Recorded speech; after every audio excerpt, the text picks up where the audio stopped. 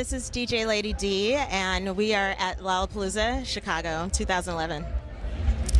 Well, the first time that I got to have some backstage access was in 2009, and I loved it. And that's when I sent myself an email and said, find out more about getting booked at Lollapalooza. And the next year I got to meet the organizers, and this year I ended up playing. So I made it happen.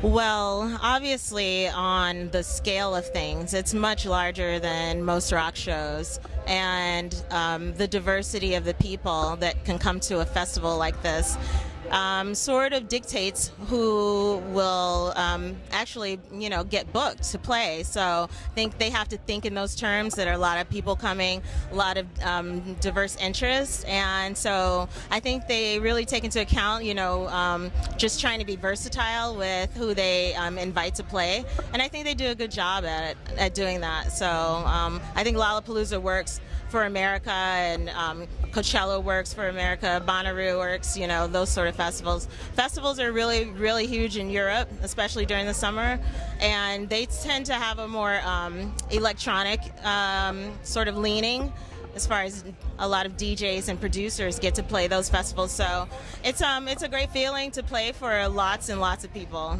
Great feeling. Well, I think it might be because right now the trend is towards people who produce music. So you have to be making music to really get noticed and some sort of notoriety in this electronic field. So if you are a girl, I would just suggest making more music than, just trying to be a DJ. And then also for a while, the girl DJ phenomenon was big, and then it sort of started to fall off with gimmicky, like girls taking off their clothes, and DJing was never ever about that. It was always about the music. So when that element popped up, I think it was a bad thing for the girls. But there's a lot of still great women and girl role model DJs, and so people can look to them, and hopefully that would be more inspiring to more girls. I teach at a girls rock camp, Girls Rock Chicago, and I coordinate the DJ program, and so I'm hopefully raising a lot of little Lady Ds. I would say get your technique down, get your skills together. It's really technical, and you got to learn that element. It's fun, and it's exciting, and it's glamorous, all that good stuff, but it's also work. And so if you want to compete with the boys, you got to know how to play in that arena, and they're very technical, so you better get with it. I spend a lot of time with boys. Spend a lot of time with boys.